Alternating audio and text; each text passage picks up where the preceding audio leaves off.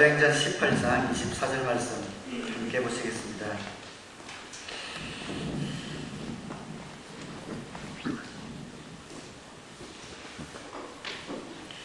신약성경 사도행전 18장 24절부터 우리 한 장 지나서 19장 10절까지 조금 길지만 제가 여러분에게 봉독해 드리도록 하겠습니다. 그런데 알렉산드리아 태생으로 아볼로라는 유대 사람이 에베소에 왔다. 그는 말을 잘하고 성경에 능통한 사람이었다. 그는 이미 주님의 도를 배워서 알고 있었고 예수에 관한 일을 열심히 말하고 정확하게 가르쳤다. 그렇지만 그는 요한의 세례밖에 알지 못하였다. 그가 회당에서 담대하게 말하기 시작하니 브리스길라와 아굴라가 그의 말을 듣고서 따로 그를 데려다가 하나님의 도를 더 자세하게 설명하여 주었다. 아볼로는 아가야로 건너가고 싶어하였다. 그래서 신도들이 그를 격려하고 그쪽 제자들에게 아볼로를 영접하라고 편지를 보냈다. 그는 거기에 이르러서 이미 하나님의 은혜로 신도가 된 사람들에게 큰 도움을 주었다. 그가 성경을 가지고 예수가 그리스도이심을 증명하면서 공중 앞에서 유대 사람들을 힘있게 논박했기 때문이다. 아볼로가 고린도에 있는 동안에 바울은 높은 지역들을 거쳐서 에베소에 이르렀다. 거기서 그는 몇몇 제자를 만나서 여러분은 믿을 때에 성령을 받았습니까? 하고 물었다. 그들은 우리는 성령이 있다는 말을 들어보지도 못하였습니다. 하고 대답하였다. 바울이 다시 물었다. 그러면 여러분은 무슨 세례를 받았습니까? 그들이 요한의 세례를 받았습니다. 하고 대답하니 바울이 말하였다. 요한은 백성들에게 자기 뒤에 오시는 이 곧 예수를 믿으라고 말하면서 회개의 세례를 주었습니다. 이 말을 듣고 그들은 주 예수의 이름으로 세례를 받았다. 그리고 바울이 그들에게 손을 얹으니 성령이 그들에게 내리셨다. 그래서 그들은 방언으로 말하고 예언을 했는데 모두 12사람쯤 되었다. 바울은 회당에 들어가서 석 달 동안 하나님 나라의 일을 강론하고 권면하면서 담대하게 말하였다. 그러나 몇몇 사람은 마음이 완고하게 되어서 믿으려 하지 않고 온 회중 앞에서 이 도를 비난함으로 바울은 그들을 떠나 제자들을 따로 데리고 나가서 날마다 두란노 학당에서 강론하였다. 이런 일을 이태 동안 하였다. 아시아에 사는 사람들은 유대 사람이나 그리스 사람이나 모두 주님의 말씀을 듣게 되었다. 아멘.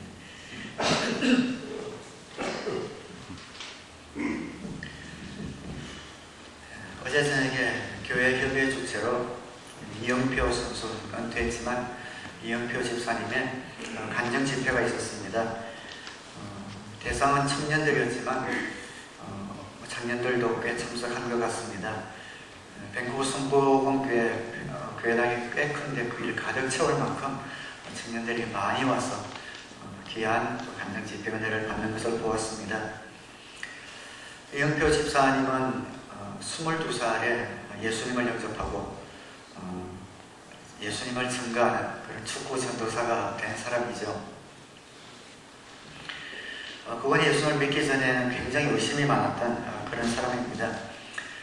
그분의 간증을 듣고 좀 인상 깊었던 것 한두 가지만 먼저 좀 소개를 하고 또 오늘 말씀과 연결이 되기 때문에 말씀을 계속 나누려고 합니다. 예수님을 영접하고 그 마음이 뜨거워졌습니다. 그래서 만나는 동료들마다 예수님을 이제 증거하기 시작했습니다. 근데 어느 날 또 숙소에서 예수님에 대해서 막 증거하고 말씀을 풀어서 전도를 하고 있는데 이미 이제 신앙생활을 하고 있는 선배 두 분이 그 옆에서 듣고 있더니 이영표 선수에게 그렇게 이야기하더랍니다. 그때 예수 믿은 지 6개월밖에 안 됐을 때거든요. 야, 너는 예수 믿은 지 6개월밖에 안 됐는데 뭘 그렇게 안다고 만나는 사람마다 그렇게 전도를 하고 이렇게 뭐 설교처럼 그렇게 하냐? 네가 안다면 뭘 안다고 좀 조용히 혼자서 잘 믿지 뭘 그렇게 유별나게 믿냐? 그렇게 이야기를 하더랍니다. 그러니까 입이 탁 닫히더래요. 그러면서 자기 숙소로 돌아가면서 가만히 생각해 보니까 그 말이 맞더래요. 내가 이제 6개월밖에 안 됐고 내가 알면 얼마나 많이 아는데 만나는 사람마다 이렇게 내가 이렇게 아는 척을 하고 이렇게 복음을 전하려고 하는가? 내가 정말 이렇게 잘난 척을 했는가? 민망한 마음이 들면서 이제 좀 더 많이 알고 또 성숙해질 때까지 잠잠해야겠다, 그런 생각이 들더랍니다. 숙소에 들어가서 이제 옆에 책이 하나 있는데, 그 책이 한 예수 믿을 때 6개월 전에 누구의 선물을 받은 책인데, 한 번도 펴보지 않다가 우연히 그 책이 눈에 띄어서 그 책을 잡고 처음으로 그냥 중간을 열었답니다. 중간에 열었는데 그 책의 양면이 전부 다 백지로 되어 있는데 가운데 한 줄로 그런 글귀가 눈에 들어오더랍니다. 진리를 알면서도 진리를 모르는 사람에게 진리를 전하지 않는 것은 죄악이다. 그것이 눈에 확 들어오더랍니다. 깜짝 놀란 거죠.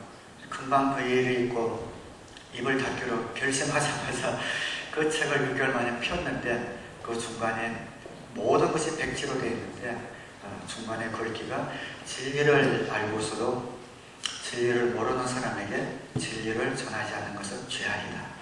그걸 듣고 하나님의 음성으로 들은 겁니다. 그리고 다시 당대하게 만나는 사람마다 복음을 전가하는 그런 전도사가 되었죠. 그분을 통해서 예수님을 믿은 체육계, 연예계 분들이 얼마나 많은지 모릅니다. 그리고 하나님을 경험하고 이제 좀 시간이 지나니까 그때는 너무 뜨거웠는데 또 지나면서 그런 의심이 들더래요. 원래 의심이 많았답니다. 정말 그 하나님의 메시지가 맞았을까? 그냥 6개월 전에 선물 받았지만 그 책을 우연히 펼쳤는데 우연히 그 글귀가 하필 그때 보였을 수도 있는데, 내가 그걸 하나님의 음성으로 들었는데 혹시 내 생각이 아닐까, 그런 생각이 들더랍니다. 그래서 그 책을 다시 가지고, 두껍지 않은 100페이지 좀 넘는 책이랬는데 그 책을 다시 펼쳐보았답니다. 근데 그 책 가운데는 그 글귀가 없더랍니다. 아무리 찾아도 그 글귀가 없더라는 거죠. 그 책 자체야에 모든 양면이 백지로 되어 있는 그런 페이지가 한 군데도 없더라는 겁니다.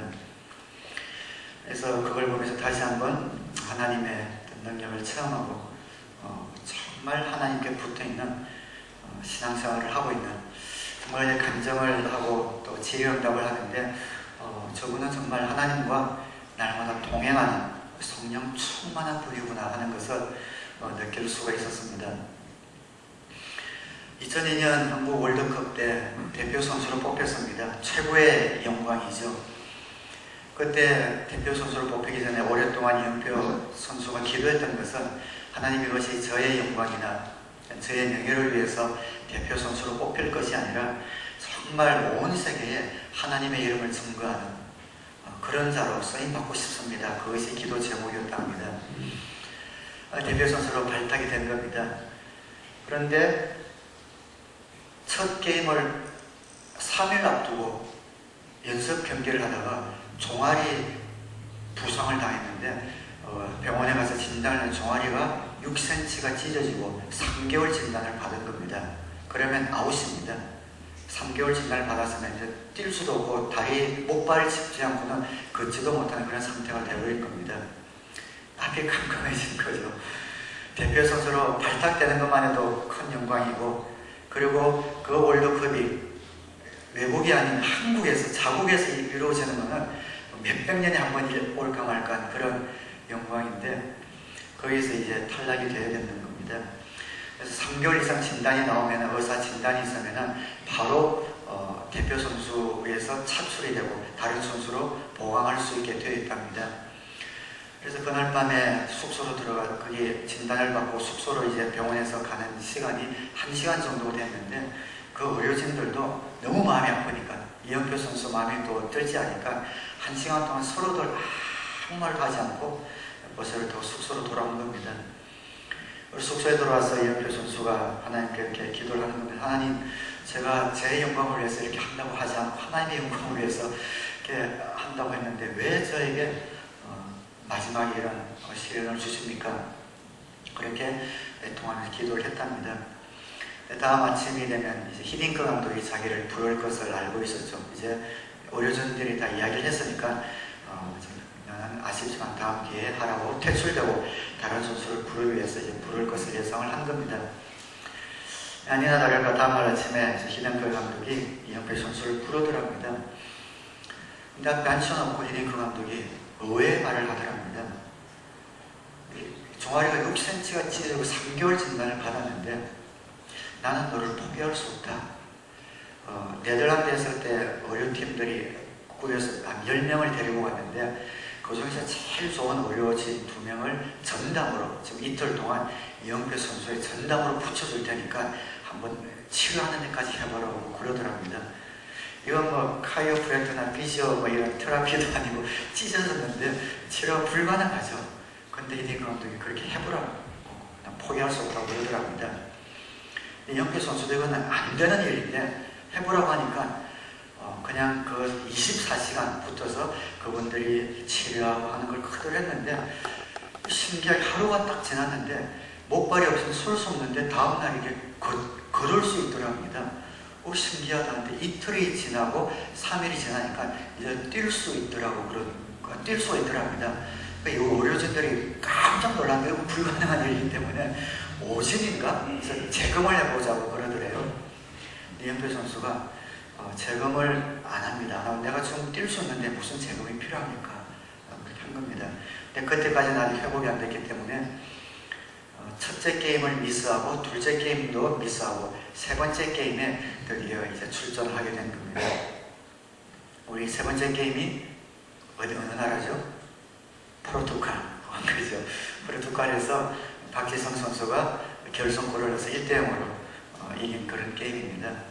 그런데 그 박지성 선수의 골을 어시스트한 사람이 이영표 선수였습니다.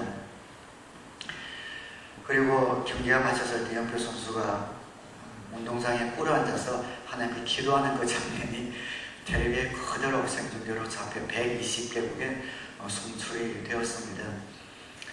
하나님을 믿는 그런 믿음의 사람의 그런 모습들을 하나님께 영광 올리는 그 모습들이 아름답게 온 세계에 송출이 된 것이죠.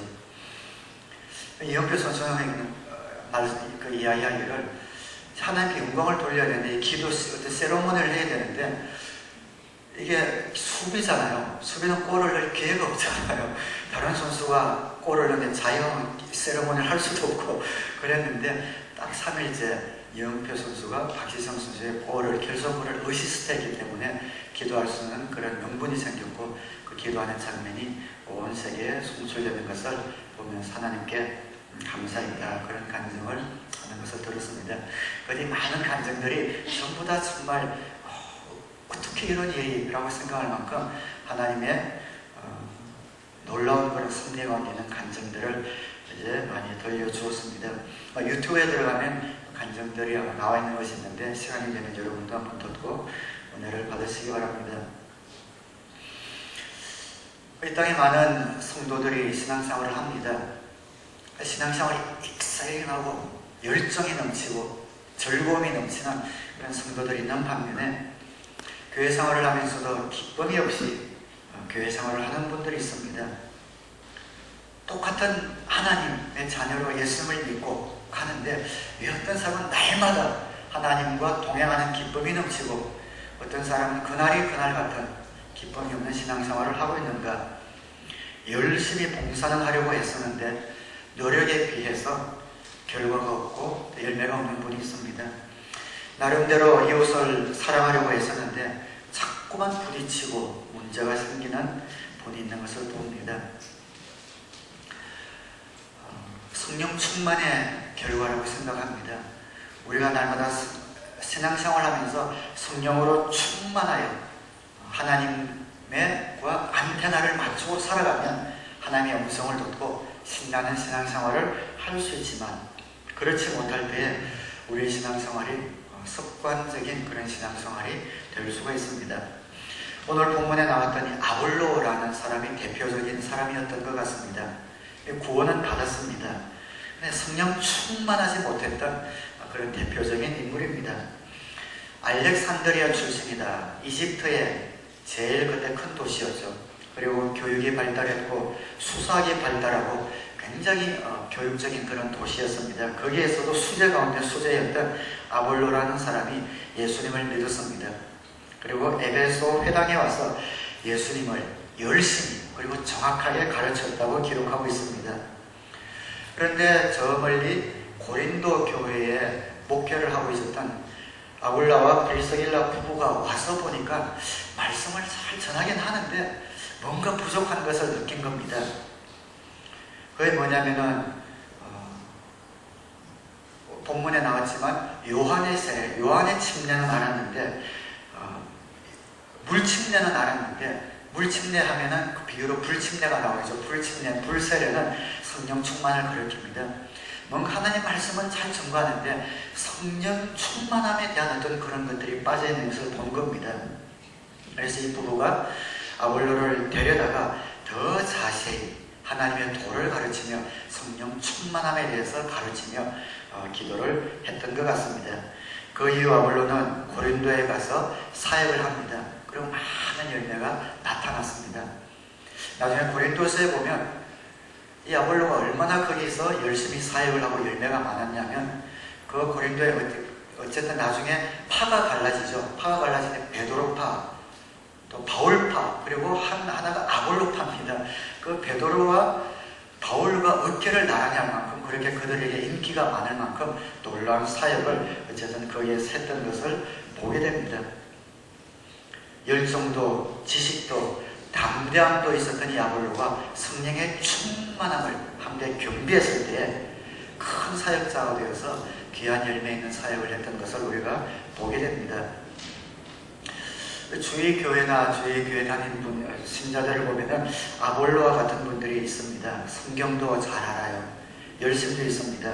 말씀도 정확하게 잘 가르칩니다. 그런데 뭔가 모자라는 게 있는 그런 분들을 종종 보게 됩니다. 그 마음에 기쁨이 없습니다. 노력하는 데 비하여 사역에 열매가 없습니다. 대인관계도 삐걱삐걱 문제가 있습니다. 구원은 받았지만 성령 충만하지 못해서 그럴 가능성이 많습니다. 성령 충만한 기쁨의 신앙생활, 열매 있는 신앙생활 우리는 해야 합니다. 어떻게 하면 성령 충만한 그런 신앙생활을 할 수 있는가? 좋은 사람, 인격적인 사람이 우리가 될 거라고 하는 것보다 더 큰 약속이 성경에 나와 있는데 그것은 우리가 어떻게 하면 영적인 사람이 되는가, 어떻게 하면 성령 충만한 사람이 되는가라는 더 큰 약속이 성경에 나와 있습니다.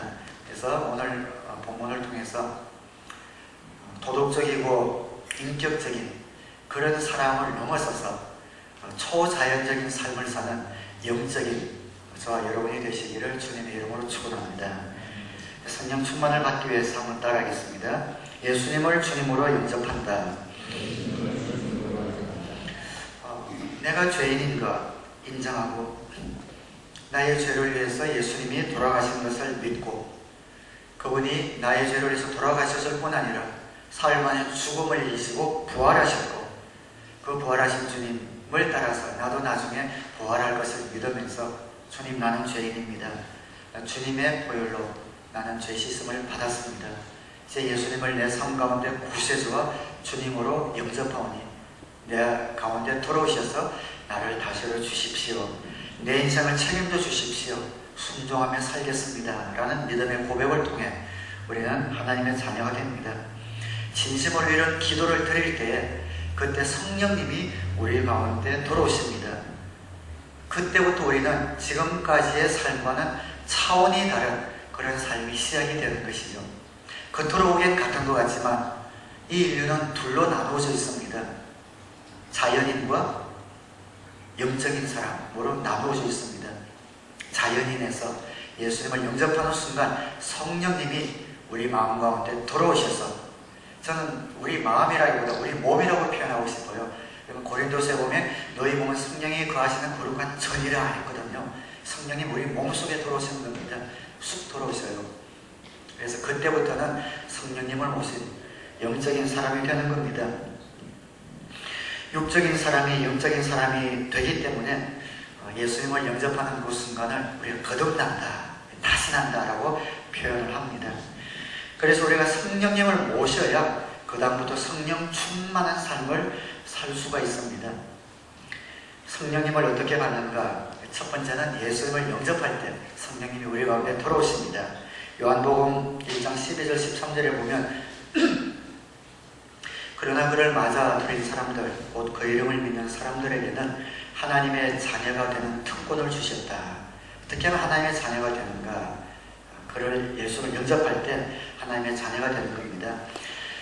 그런데 이들은 혈통에서나 육정에서나 사람의 뜻에서 나지 아니하고 하나님에게서 났다. 영적인 하나님의 자녀가 되는 길이 무엇인가? 예수님을 맞아들이면 되고, 그러면 영적인 자녀가 되는데 이것은 혈통으로 되는 것이 아니라고 이야기합니다. 부모님의 신앙이 아무리 좋다고 내가 자동적으로 하나님의 자녀가 되는 것이 아니라는 것이죠. 육정으로 되는 것이 아니다. 이것은 우리가 노력하고 애쓴다고 되는 것이 아니라는 겁니다. 열심히 선한 일 하고 좋은 일 한다고 되는 것이 아니라는 것이죠. 사람의 뜻에서 안 된다고 이야기합니다. 이것은 누가 시켜준다고 되는 것이 아니라는 것이죠. 내가 세례받고 침례를 받는다고 되는 것이 아니라는 겁니다. 오직 예수님을 영접함으로 우리는 성령을 받아서 하나님의 자녀가 되고 영적인 사람이 되는 것입니다. 그래서 예수님을 우리 인생 가운데 한 번은 딱 부르시게 영접을 하셔야 합니다. 그냥 교회 다니다 보면 하나님의 자녀가 되면 변화되겠지 라는 그런 차원이 아니라 나의 삶 가운데 딱 한 번은 딱 부르시게 예수님을 내 삶 가운데 인격적으로 모시는 순간이 있어야 합니다. 혹시 그런 순간이 없이 시간이 지나면서 교회 생활 때문에 내가 하나님의 자녀가 되었다고 혹시 애매한 그런 분이 있다면 저는 애매한 마음 그렇게 갖고 있지 말고 한 달에 한 번 있는 예수 영접 모임에 들어가 오셔서 다시 한번 구원의 확신을 점검하고 아니면 예수님을 영접하고 그날 예수님을 영접하는 날로 사모하고 고민하고 싶습니다.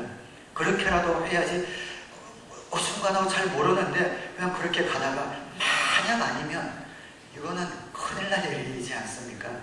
그래서 정말 내가 예수님을 영접했는가 한 번은 딱 부러지게 영접한 그 순간이 있어야 합니다. 교회를 한참 다니다 보면 내가 크리스찬이 되고 크리스찬의 삶으로 변화되지 않는 이런 도덕적인 차원에서 벗어나서 신적인 사람, 영적인 사람이 되기 위해서는 예수님을 주님으로 영접해야 합니다. 그러나 예수님을 영접해서 영적인 사람이 된다고 해서 자동적으로 우리가 성령 충만한 사람이 되는 것은 아닙니다. 성령 충만한 사람이 되기 위해서는 두 번째 따라하겠습니다. 성령님의 사역을 이해해야 한다.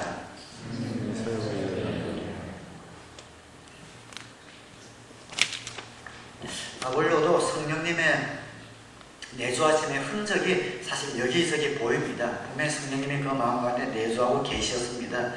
그러나 성령님의 사역을 전혀 이해하지 못하고 있었던 것으로 보입니다. 간단하게 말해서 성령님의 사역은 무엇인가?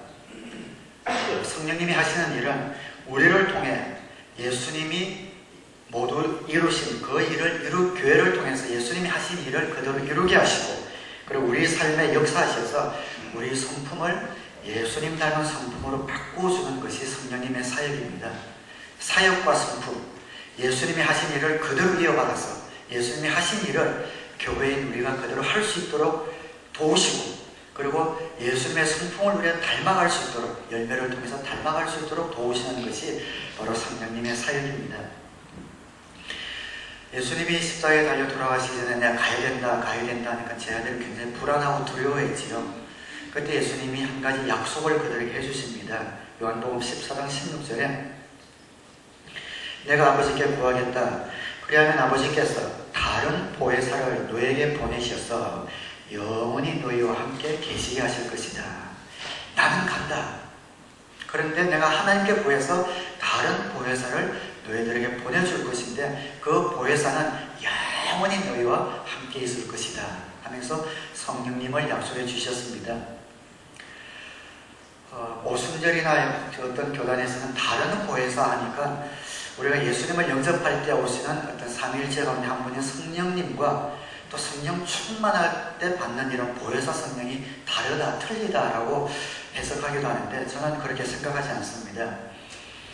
왜냐하면 그래서 다른 보혜사라고 했는데 이 다른이라는 말이 영어로 different라고 되어 있지 않고 another이라고 되어 있습니다. different, 다른 보혜사가 아니라 another. 그러니까 예수님이 우리의 보혜사였습니다. 우선 보혜사라는 말의 뜻은 무엇이냐면은 법정에서 우리를 돕는 변호사, 혹은 우리가 어려운 일이 있을 때에 조언을 주는 카운셀러, 혹은 군대가 싸움을 하다가 사기가 떨어졌을 때 앞에 서서 연수를 통해서 사기를 진작시키는 어떤 웅변가, 그런 뜻들이 이 보혜사라는 원에 들어있습니다. 우리의 변호사이시고 카운슬러가 되시고 우리의 사기를 진작시켜 주시고 보호하시고 인도하시는 분이라는 거죠. 그분이 바로 예수님이셨습니다. 근데 그 예수님이 이제 떠나시게 되면서 나와 같은 일을 한 그 다른 보혜사, 은하들 보혜사를 너에게 보내주시겠다, 이런 말씀이셨기 때문에 우리에게 오시는 그 성령님을 그대로 의미한다고 보아도 좋습니다. 그래서 예수님이 세상에 계실 때는 예수님이 직접 제자들을 가르치고 직접 보호해 주셨지만 이제 떠났습니다. 그리고 예수님을 대신해서 성령님이 오신 겁니다. 예수님은 하나님께로 가시지만 이 성령님은 영원히 우리와 함께 하실 것이다. 그래서 예수님 대신 우리 삶 가운데 오셔서 영원히 떠나지 않으시고 우리를 가르치시고 인도하시고 보호하시고 우리를 통해 예수님이 하신 그 사역을 나타내게 하시고 예수님의 성품을 닮아가도록 하시는 그 일을 저와 여러분 가운데 오신 그 성령님이 하신다라는 겁니다. 그래서 여러분은 예수님을 영접할 때 저와 여러분 마음 가운데, 몸 가운데, 우리의 삶 가운데 오신 그 성령님이 내 삶 가운데서 지금 무슨 일을 하고 싶어 하시는가? 그 성령님을 예수님의 약속대로 하나님이 우리에게 보내주셨는데 그분이 여러분 가운데서 매일매일 어떤 일들을 하고 싶어 하시는가? 예수님이 유언처럼 남기신 너희는 가서 모든 족속으로 제자를 삼아 아버지와 아들과 성령의 이름으로 침례를 주고 내가 너에게 가르친 모든 것을, 분부한 모든 것을 가르쳐 지키게 하라 라고 유언과도 주셨던 교회에게 주신 그 사명을 감당할 수 있도록 그 사역을 우리에게 주셨고, 그래서 영혼 구원하여 제자 만드는 그런 사역을 할 수 있도록 우리에게 능력과 은사를 주시고, 그리고 우리의 평생 소원은 예수님을 닮아가는 것 아닙니까? 우리가 아무리 애를 쓴들 우리 힘으로는 예수님을 닮아갈 수가 없지요.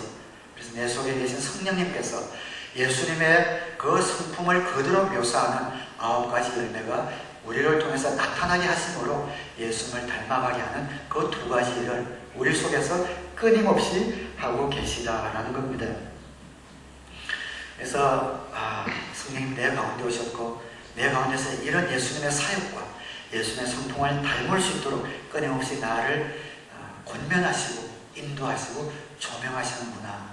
그 성령의 사역을 하시고 그 음성에 귀를 기울이셔서 성령 충만한 삶의 발걸음을 디디시기를 주님의 이름으로 축원합니다. 세 번째, 성령 충만하기 위해서 한번 따라하겠습니다. 성령님의 임재를 간구해야 한다. 성령님이 저와 여러분 안에 계십니다. 믿으시면 아멘하시기 바랍니다. 그런데 성령님의 사역은 이런 것이다 하는 것을 우리가 계시고 아는 것만으로도 성령 충만되는 것은 또 아닙니다. 성령님께서 내 속에 계시고 그 성령이 무엇을 하는 것을 우리가 알지만 그 성령께서 나를 사로잡아 주셔서 능력이 나타나고 예수님의 성품이 나타나도록 우리가 간구해야 합니다. 기대해야 합니다. 그때 성령께서 역사를 해주십니다. 누가복음 11장 9절에 내가 너에게 말한다. 구하여라. 그리하면 너에게 주실 것이다. 찾아라. 그리하면 찾을 것이다. 문을 두드려라. 그리하면 너에게 열어주실 것이다. 마태복음에도 있는 말씀이죠. 마태복음 7장 7절이잖아요. 근데 같은 말씀이기도 하지만 예수님도 좋은 말씀은 여러 군데서 여러 번 하셨습니다. 근데 마태복음에서 하신 말씀은, 여기 말씀은 저는 같은 데서 하는 말씀은 아니고 다른 데서 다른 의미를 하시는 것 같아요. 그냥 그 마태복음은 우리가 기도에 관한 그런 초점을 가지고 말씀하셨지만 여기는 조금 다릅니다. 이렇게 말씀하시고 나서 그 뒤에 11절부터 보면 너희 가운데 아버지가 된 사람으로서 아들이 생선을 달라고 하는데 생선 대신에 뱀을 줄 사람이 어디 있으며 달걀을 달라고 하는데 전갈을 줄 사람이 어디에 있겠느냐. 그리고 나서 너희가 악할지라도 너희 자녀에게 좋은 것들을 줄 알거든 하물며 하늘에 계신 아버지께서야 구하는 사람에게 성령을 주시지 않겠느냐. 이렇게 말씀을 하고 있습니다. 어떻게 성령 충만을 받느냐. 여기에는 마태복음과 조금 관점을 다르게 해서 예수님께서 성령 충만을 받기 위해서는 그 앞에 있는 구절처럼 구하라, 찾아라, 두드려라. 그럴 때에 아버지께서 너에게 성령의 충만함을 허락해 주실 것이다. 이렇게 말씀을 하고 있는 겁니다. 성령 충만함을 받기 위해서는 제일 먼저 예수님을 주님으로 영접해야 합니다. 그리고 성령께서 내 속에서 무엇을 하시는지 그 사역을 우리가 알아야 합니다. 그것을 아는 데서 머무르는 것이 아니라 이제 이분께서 내 삶 가운데서 역사하시도록 찾고 구하고 두드려야 합니다. 갈급하게 그분을 원해야 합니다. 기대해야 합니다. 목마른 사슴이 물을 찾아 헤매듯이 하나님, 제 힘으로는 이 일을 도저히 감당할 수 없습니다. 주님께서 하셨던 그 사역을 내 힘으로는 감당할 수 없습니다. 주님이 능력 주시지 않으면 난 할 수 없습니다. 내 의지와 노력으로는 제 성품을 하나도 바꿀 수 없습니다. 도와주세요. 성령 충만하게 해주셔서 내 스스로 할 수 없는 용서와 인내와 친절과 화평과 기쁨과 사랑, 이런 열매들이 저를 통해서 흘러갈 수 있도록 주님 나를 사로잡아 주십시오. 갈급하게 구해야 하는 겁니다. 그리고 두 번째는 구하면 주신다는 것이죠. 11절 다시 보면 너희 가운데 아버지가 된 사람으로서 아들이 생선을 달라고 하는데 생선 대신에 뱀을 줄 사람이 어디 있으며 달걀을 달라고 하는데 전갈을 줄 사람이 어디에 있겠느냐. 너희가 악할지라도 너희 자녀에게 좋은 것들을 줄 알거든 하물며 하늘에 계신 아버지께서야 그렇게 너희들을 구하는데 성령을 주시지 않겠느냐. 성령 충만함을 주시지 않겠느냐 하는 겁니다. 여러분, 성령님이 저와 여러분 가운데 계셔서 원하시는 가장 큰 소원이 무엇이라고요? 우리의 행복, 우리의 축복, 우리의 건강, 우리의 성공, 우리의 명예, 그게 아니잖아요. 우리 속에 계신 성령님의 가장 큰 소원은 우리를 통해 주님의 능력이 나타나고 우리를 통해 주님의 성품이 나타나는 것 아닙니까? 그것이 성령님의 가장 큰 소원인데 그 성령님을 우리가 구하는데 하나님께서 그 성령을 우리에게 주시지 않겠느냐? 왜 안 주시겠느냐? 이 말씀을 예수님이 직접 하고 계시는 겁니다.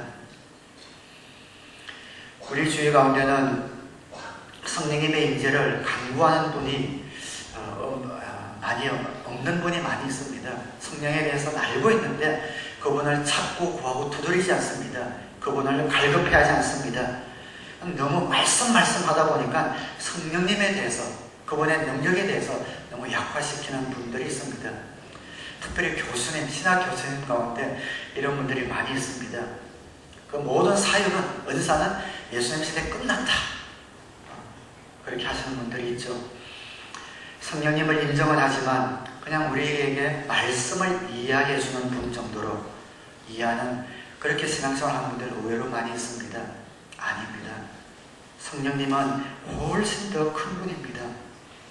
우리로 하여금 초자연적인 능력, 우리 능력과 우리 성품으로는 이룰 수 없는 것을 이룰 수 있는 분이 성령님이다라는 것을 아시고 그분의 임재, 그분의 능력을 사모하시고 구하시고 찾는 저와 여러분 되시기를 주님의 이름으로 축원합니다.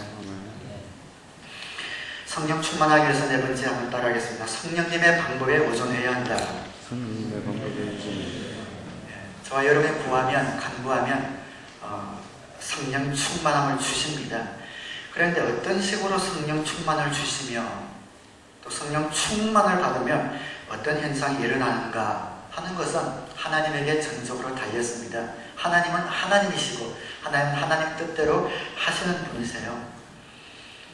성령 충만을 받으면 반드시 방언을 해야 한다. 틀린 겁니다. 근데 또 반대로 나는 절대 방언 같은 건 안 받을 것이다. 그것도 틀린 겁니다. 왜냐하면 둘 다 하나님의 방법을 제한해서 그런 것이죠. 어떤 사람에게는 성령 충만하면 어떤 현상이 나타나는 분들이 있습니다. 몸이 뜨거워지고 이게 전류가 흐르는 것 같은 그런 분이 있습니다. 성령 충만하면 다 그래야 된다 라고 이야기한다면 틀린 것이죠. 그러나 그런 현상이 나타날 때 저게 뭐냐 하고 비웃는다. 그것도 틀린 것이죠. 하나님은 하나님의 방법대로 각 사람에게 따라서 성령 충만함을 허락해 주시기 때문에 그렇습니다. 하나님이 감각적인 분에게는 감각적으로 이렇게 역사하시는 것 같고, 좀 덤덤한 분에게는 덤덤하게 역사하시는 것 같습니다. 저는 좀 덤덤하게 하나님이 좀 역사하시는 쪽이 아닌가 싶어요. 중학교 때입니까? 아버지가 경상남도 통영에 있는 한산도 개척교회에 이제 목회를 하러 가셨을 때, 그때 이제 성령 어떤 은사들이 많이 나타났던 그런 목회를 하셨습니다. 그때 한국에서 굉장히 유명한 능력 있는 목사님을 모시고 부흥회를 했던 기억이 나는데, 굉장히 능력이 강해요. 어쨌든 이렇게 뭐 성도들이 있는데 손으로 이렇게 하면 막 다 넘어가요, 멀리서. 근데 넘어가는데 저는 한 번도 넘어가지 않는 거예요. 좀 넘어가고 싶은데 다 일어나서 이렇게 하면 제 양옆에 두두둑 넘어가는데 저만 꼿꼿이 서 있는 거예요. 오늘 동생 목사가 안 하지만 저 동생 목사는 이러면 이렇게 넘어가요. 그 목사 이러면요 이쪽으로 딱 굴르고, 이러면 이쪽으로 딱 굴러요. 보지도 않는데. 그러면 그렇게 이제 성령의 감각적으로 나타나면 성령 충만하고 안 나타나면 안 충만하냐? 그게 아니라는 것을 여러분 아시겠죠? 그죠? 나타나든 안 나타나든 상관없이 감각적인 분에게는 감각적으로 역사하고 아닌 분에게는 또 아니게 그렇게 하나님의 역사를 하는 겁니다. 오늘 출석을 했으면 좀 더 심하게 농담을 하려고 했는데 출석 안 했기 때문에 없어서 농담을 못하겠네요. 그래, 뜨겁게 감각적으로 나타난 것보다 가만히 있지만 더 성령 충만한 사람이 있다는 것을 강조를 하려고 했는데 넘어가겠습니다. 넘어간다고 하지만 다 하고 넘어간 거죠. 부흥회를 가면 저는 정말 부흥 강사 같지는 않습니다. 부흥회 가도 이렇게 그냥 말씀을 전해 조금 더 힘있게는 전하지만 이게 부흥 강사처럼만 하는 적이 거의 없습니다. 그때마다 하나님이 또 저에게 주신 그런 은사를 따라서 참 놀랍게 역사를 해주시는 것을 보면 제가 놀랍고 신기하고 감사할 따름입니다. 특별히 처음 보는 분들인데 상담을 하거나 기도를 하면은 하나님이 꼭 필요한 메시지를 주셔서 그분들을 위로하고 또 격려하고 도전해서 세워주는 것을 봅니다.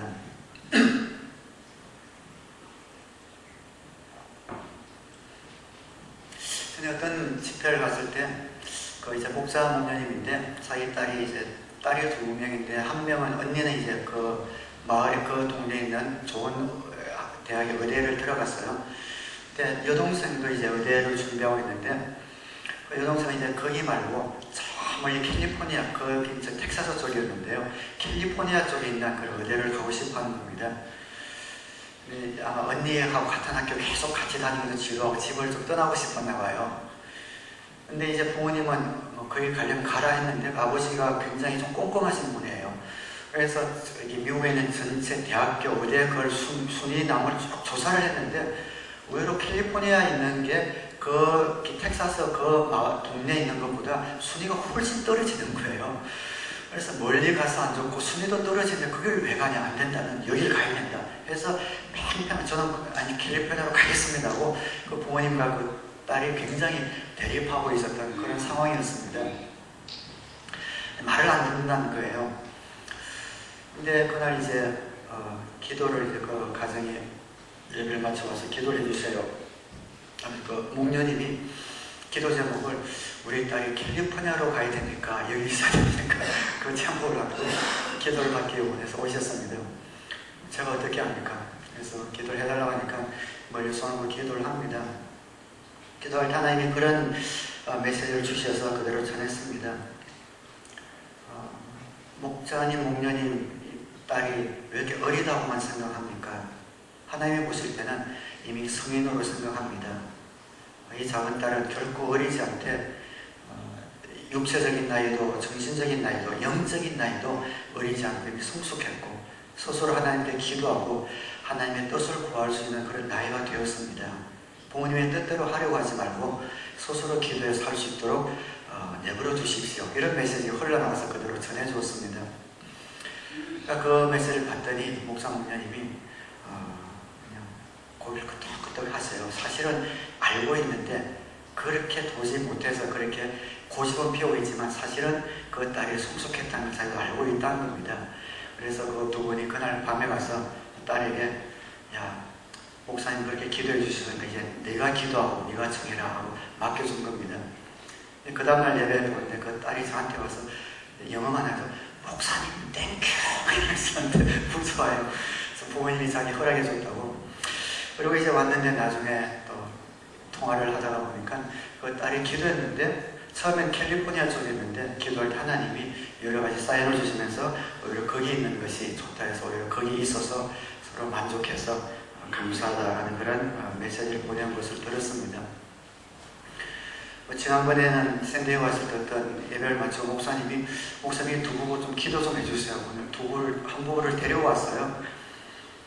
아직 가정교를 하기 전인데 기도를 할 때 하나님이 또 그런 메시지를 주셨습니다. 남편의 신앙에 대해서 아내가 좀 어리다고 생각한 것 같아요. 근데 그렇지 않다.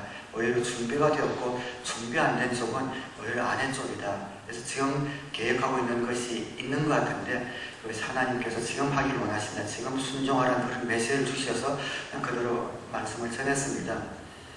그랬더니 그 두 분이 사실은 가정에 출범할 때 예비 목자 목녀 후보인데 자꾸만 이 자매님은 남편이 준비가 안 됐고 이렇기 때문에 못한다고 계속 그런 상태로 있었다는 거예요. 근데 그때 하나님이 주신 메시지를 듣고 내가 잘못 생각했구나.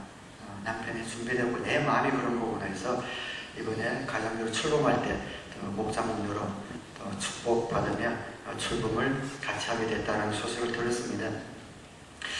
저는 어떻게 보면 부흥 강사 같지는 않은데 하나님께서 또 은은하게 가셔서 그 교회에 성전되고 필요한 그런 말씀들을 전해주셔서 그렇게 또 사역을 하고 있습니다. 하나님께서 어떻게 역사하시는가 각 사람마다 틀립니다. 그래서 하나님께서 우리를 통해서 역사하실 그런 방법에 대해서 우리는 오픈을 하고 정말 하나님이 나에게 어떤 방법으로 역사하시든 또 내 형제나 자매에게 어떤 방법으로 접근하시든 정말 그를 통해서 영광이 드러나도록 그분에게 마음을 오픈하시고 그분을 환영하시고 또 기뻐하시고 그분을 영접할 수 있게 되기를 주님의 이름으로 축원합니다. 그런데 우리가 성령 충만을 받았는지 아닌지 어떻게 알 수 있는가? 열매지요. 그래서 열매가 중요합니다. 결과를 봐서 알 수 있습니다. 사역을 할 때 내 안에서 초자연적인 그런 능력이 나타나는 것. 그래서 반드시 신비로운 능력만을 생각하실 필요는 없습니다. 사역을 하는데 이건 아무리 돌아봐도 내 그릇이나 내 능력으로는 안 되는 일이 일어나는 겁니다. 정말 내 기도를 통해서 상담을 통해서 섬김을 통해서 그렇게 완고했던 마음이 풀어지고 돌아오는 걸 보는 것. 내 힘으로 될 수 없는 일이잖아요. 성령님께서 역사해 주신 것이요. 내 성품으로는 도저히 할 수 없는 일이 일어날 때 저 사람과 틀어지고 나서 정말 먼저 사과할 사람이 아닌데 누가 봐도 먼저 사과할 사람이 아닌데 먼저 가서 사과를 하는 겁니다.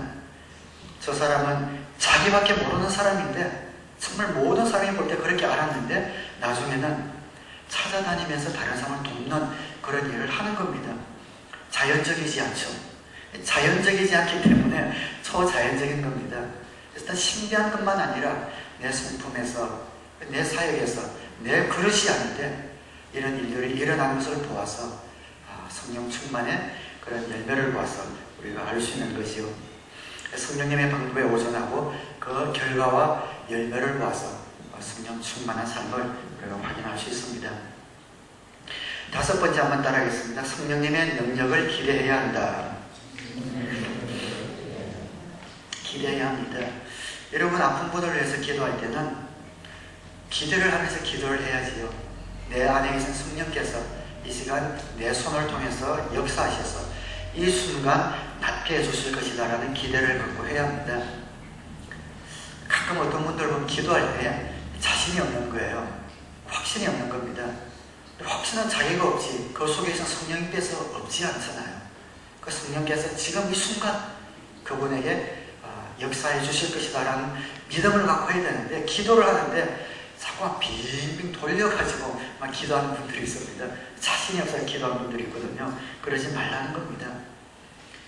아픈 분을 위해서 기도하든, 아니면 내가 지금 지혜가 필요해서 지혜를 구했다면은 나중에 하나님께서 우연히 주시겠지라는 그런 생각으로 하는 것이 아니라, 내가 구하는 이 순간 하나님께서 나에게 직관적으로든 조명하시든 지금 이 순간 오늘 안으로 나에게 지혜를 주실 것이다, 내가 이렇게 기도하면 하나님께서 이끌어 주실 것이다 라는 기대를 가지고 기도를 하라는 겁니다. 용서를 위해서 기도하면 내가 기도하고 나중에 마음을 주시면 용서해야지 하는 것이 아니라, 하나님께 기도하고 구했으면은, 그리고 찾아가면 하나님께서 용서할 마음을 주실 것이다 라는 그런 마음을 갖고 기도를 하라는 겁니다. 하나님은 멀리 계신 분이 아니라 가까이 계신 분이고, 그 하나님께서 성령으로 우리 가운데 오셔서 우리와 가장 가까운 분은 어떻게 보면 성령님입니다.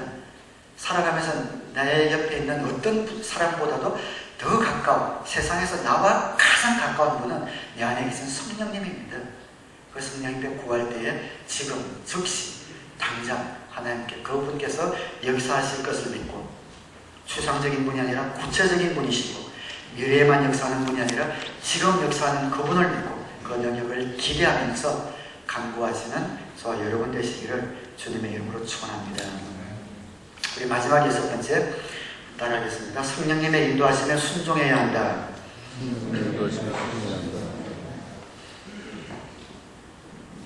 성령님이 저와 여러분에게 능력을 주셨습니다. 믿으시는 아멘으로 받아가시기 바랍니다. 능력을 주셨고 지혜를 주셨습니다. 왜 주셨습니까? 쓰라고 주신 거죠. 우리에게 그것을 주신 것은 사용하라고 주신 겁니다. 안 쓰면 안 되잖아요. 성령의 은사나 능력은 그래서 개발해야 된다라는 말이 거기서 나오는 겁니다.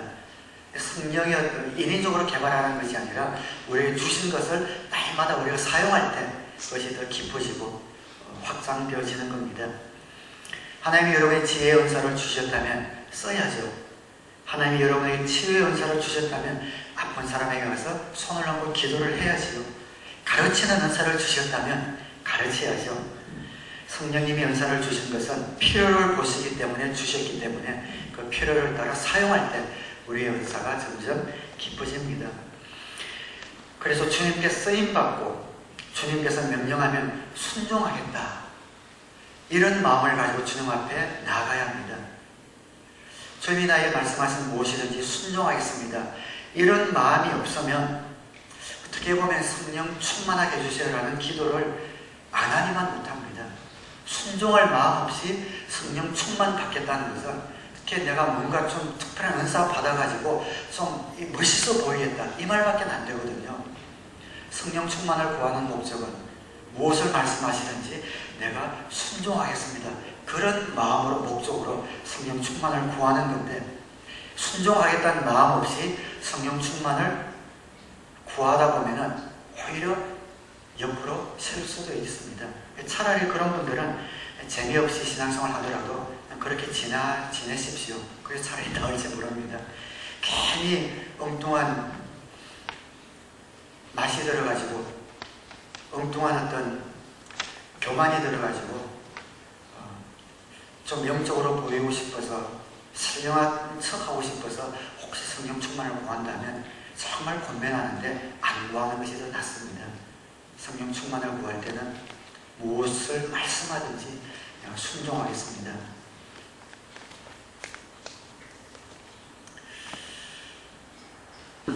이영표 선수 간증하는데 지금 그런 하나가 있는데요. 그분이 월드컵을 끝내고 이제 여러 곳에서 스카우트 제의가 들어옵니다.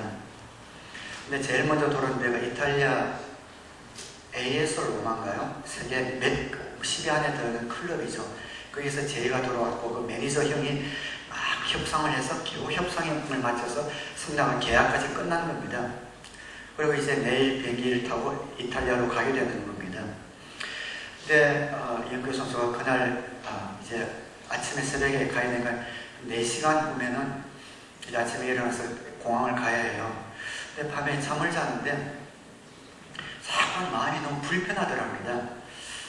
이렇게 많이 불편할까 하다 일어나서 자기 아내에게 좀 기도를 좀 해야겠으니까 좀 나가달라고 그렇게 얘기했대요. 자기가 나서 기도하면 되지. 모르겠어요. 아내가 원래 믿음 있는 분이어서 아무 말 안 나가더랍니다. 그래서 기도를 하는데, 하나님, 이제 이탈리아로 계약하는 가이드 왜 이렇게 마음이 불편합니까? 혹시 하나님 뭐라고 말씀하시는지 말씀은 제가 듣겠으니 말씀해 주십시오 하는데 아무 말씀이 없으시더래요. 또 두 번째 간절하게 기도를 합니다. 하나님 말씀하실 것이 있으면 말씀해 주세요. 두 번 하는데 또 응답이 없더랍니다. 세 번째 기도를 하는데 그때 자기는 이제 하나님이 귀에 대고 이렇게 말씀하실 줄 알았는데 그렇게 말씀하지 않더래요. 그냥 안에 계신 성령께서 말씀하시는데 그거는 어떻게 말씀하시는지 설명을 못하겠다고 이야기를 하더라고요. 그 안에 있는 성령님이 확 선명하게 말씀을 하시는데 내가 이미 너한테 알려줬지 않느냐 그러더래요. 이게 무슨 말인가 생각했더니 그때 잠을 자면서 내일이면 이탈리아로 가는구나 생각하는데 그러다가 이영표서 무엇을 생각했냐면은 근데 내가 만약 이탈리아를 안 가게 되면 어떻게 될까? 라고 딱 생각했을 때 이상하게 마음에 평안이 확 오더라는 겁니다. 내가 거기를 안 가면 어떻게 될까라고 생각하는 순간에 그냥 불안이 다 없어지고 평안이 오더라는 거예요. 왜 그걸 잊어버렸는데 내가 이미 너한테 알려줬지 않느냐. 그 음성을 듣고 거기에 딱 생각이 나면서 안 간다고 했을 때 평안을 주는 것, 그것이 하나님의 음성이었구나. 근데 지금 어떻게 안 갑니까? 계약이 끝나고 이제 비행기 타고 4시간 뒤에 가야 되는데. 근데 영표 선수는 순종한 겁니다. 하나님의 음성으로 들은 거죠. 그건 자기 캐리어에서 정말 중요하고 소중한 것을 포기하는 겁니다. 하나님이 그런 마음을 주셔서 그 새벽에 매니저 형이 전화를 했대요. 형, 내일 못 갑니다. 그러니까 그 매니저 형이 그 말을 듣더니 이러더니 1분 동안 아무 말이 없더래요. 무슨 말 하겠습니까? 그렇게 씨름을 하면서 계약을 끝내놨는데 아무 말이 없더래요. 왜 그러는 같이 믿는 사람인데 그냥 미안하다고 하나님이 가지 말라고 해서 못 가겠다고. 그래서 알았다 끊더래요. 그러나 10분 뒤에 다시 전화가 오더래요.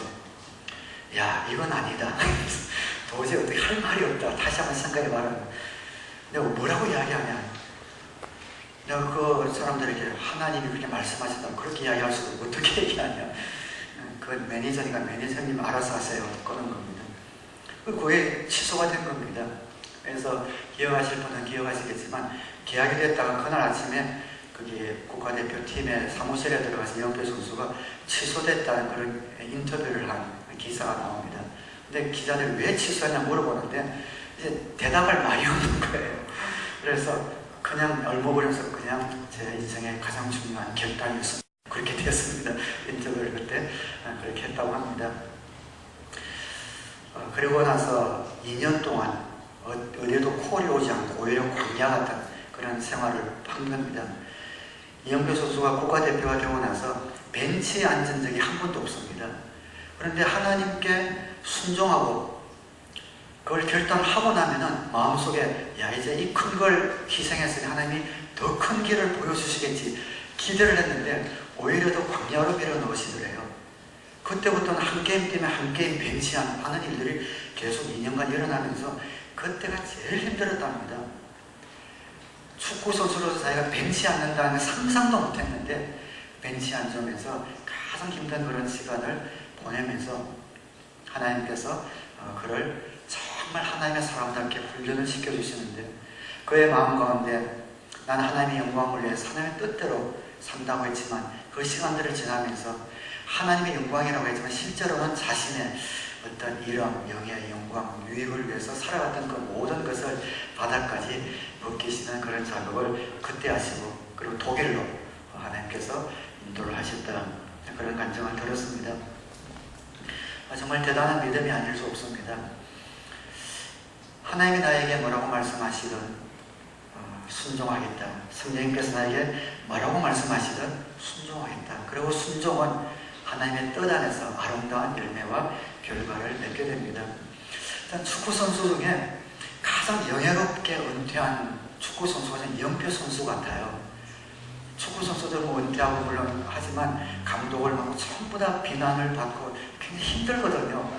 그렇게 잘 나갔던 사람도 힘든데 영표 선수 같은 경우는 우리 밴쿠버에서 와이캡스에서 은퇴할 때 얼마나 명예롭게 은퇴했습니까? 그죠? 그 구장에서 은퇴하고 무슨 기념 끝에 주화 같은 것도 만들어주고, 그러니까 정말 영예롭게 은퇴하고 지금 밴쿠버에서 또 지도자의 길을 이렇게 지금 걷고 있습니다. 하나님께서 앞으로 또 어떻게 역사하실지 기대가 되어지는 그런 귀한 형제님입니다. 그래서 하나님께서 우리에게 말씀하실 때, 성령님이 말씀하실 때 그 인도하심에 즉각적으로 나의 고집과 생각과 가치관을 열어놓고 순종할 수 있는 믿음이 저와 여러분의 있게 되기를 주님의 이름으로 축원합니다. 성령의 열매도 마찬가지입니다. 성령님이 인도하시는 감정에도 여러분 순종하셔야 해요.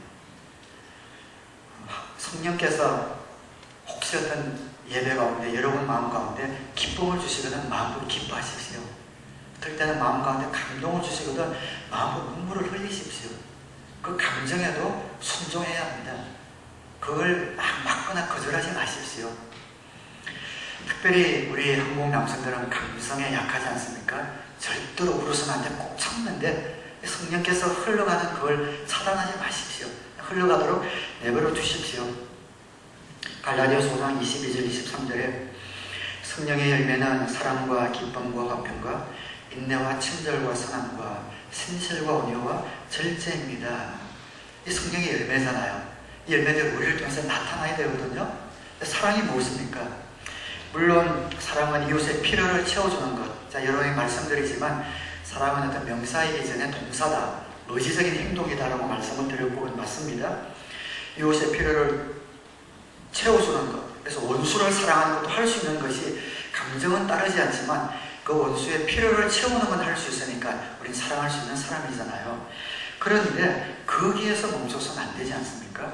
필요를 채우지만 언젠가는 그 사랑이 완전해지기 위해서는 감정이 쫓아가 주어야지요. 사랑할 마음이 생겨줘야 그때 비로소 완전한 사랑이 되는 것 아니겠습니까?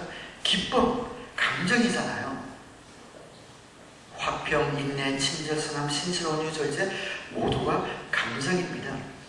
그래서 기쁨도 성령의 열매인데, 그래서 우리 신앙생활의 기조는 기쁨이어야 합니다. 찬양할 때 기뻐야 하는데 우리 앞에서는 기쁨의 찬양을 하는데 아무 표정 없이 눈이 풀려가지고 억지로 부르면 그게 뭡니까?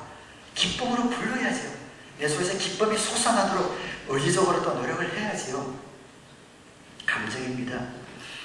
성령의 열매는 우리의 감성을 통해서 옵니다. 하나님이 정말 날 이렇게 사랑하시는구나, 한번 눈물이라도 한번 흘려보셔야지 이웃을 사랑할 수 있는 눈물이 나오지요. 그래서 저는 오해는 하지 마시기 바랍니다. 저는 여러분들을 이렇게 감정적으로 감성적으로 몰고 가는 것을 극도로 제한하는 사람입니다. 그런 거 싫어해요. 저는 인위적인 것, 막 만들려는 것 정말 싫어하는 사람입니다. 그래서 우리 교회는 아시지만 우리 찬양하거나 할 때 막 손을 대십시오 하고 뭐 이렇게 하는 거 있잖아요. 그런 거 절대 안 합니다. 정말 성령이 역사하시는 자연스러움에 맡기기를 원해서 그렇게 하는 거거든요. 그런 의미에서 우리 찬양팀들이 참 좋아요. 그런 어떤 거 하나 정말 하잖아요. 근데 이게 집회 같은 연합 집회 가서 찬양 인도하는 분들 물론 폄하하는 건 아닙니다. 제가 그래 느낀 겁니다. 이해하고 들으십시오. 좀 그분들이 찬양할 때, 특별히 인도자 멘터를 하고 인도할 때 그분이 정말 그분을 주님을 사랑하고 찬양 가운데 깊이 좀 빠지는 이런 모습이 보이면 은혜를 받는데 좀 약간 붕 떠서 인도하는 분들이 좀 있거든요. 그럴 땐 좀 와닿지가 않아요. 자기가 막 멘토를 하면서 그 무슨 용어인지도 모르고 막 하는 그런 멘토들을 들을 때 자기는 열심히 하는데 따라가지지가 않거든요. 그래서 그렇게 인위적으로 감정적으로 몰고 가는 것은 아니지만 여러분들에게 성령께서 역사하실 때 그런 감정에 반응을 주실 때 막지 말라는 겁니다. 그래서 저도 마지막 헌신 찬양할 때는 여러분들을 보면서 찬양하지만 좀 눈을 감고 하나님 앞에 개인적으로 찬양하면서 제 개인적으로 성령님의 타치하심을 기다리면서 찬양하는 이유가 거기 있습니다. 저는 예배 인도자 이전에 저도 예배자의 한 사람으로 은혜를 받아야 되기 때문에 그렇게 찬양을 하는 겁니다. 사랑하는 여러분, 예수 믿는 것, 신앙생활 하는 것 너무 점잖게만 고상하게만 믿으려고 하지 말기 바랍니다. 하나님은 어떻게 우리 가운데 역사하시고 어떻게 기쁨을 주실지 아무도 모릅니다. 하라고 하는 명령에 순종하고 그리고 하나님이 우리의 감성을 끌고 가실 때는 그 감정에도 순종하셔서 마음껏 풀어내시고 손을 들고 싶으면 손을 드시고 일어나고 싶으면 일어나시고 눈물 흘리고 싶으면 눈물 흘리시고 기쁨을 주시면 마음껏 웃으면서 주님 주시는 그 모든 메시지에 반응하시면서 성령님의 인도하시며 순종할 수 있게 되기를 주님의 이름으로 축원합니다. 말씀을 맺겠습니다. 예수님을 닮아가는 것 우리의 노력으로 되는 건 아니죠. 성령께서 우리를 사로잡으실 때 우리를 통해 그리스도의 성품을 나타내셔야 합니다. 성령 충만한 삶을 살면 기쁩니다. 사역도 힘이 안 됩니다. 물론 고단할 때이지만 그때그때 주님 주신 힘으로 그 사역을 거뜬하게 해낼 수 있습니다. 교회만 왔다 갔다 하지 마시고 성령 충만을 받으시고 신앙생활을 하는 것이 재미가 없으신 분, 기쁨이 없으신 분은 성령의 충만을 받으셔서 성령 충만한 여러분의 모습을 보고 여러분의 모습 속에서 하나님의 영광이 비춰지고 하나님을 기쁘게 해드리는 그런 삶을 살 수 있게 되기를 우리 주님의 이름으로 축원합니다. 기도하겠습니다.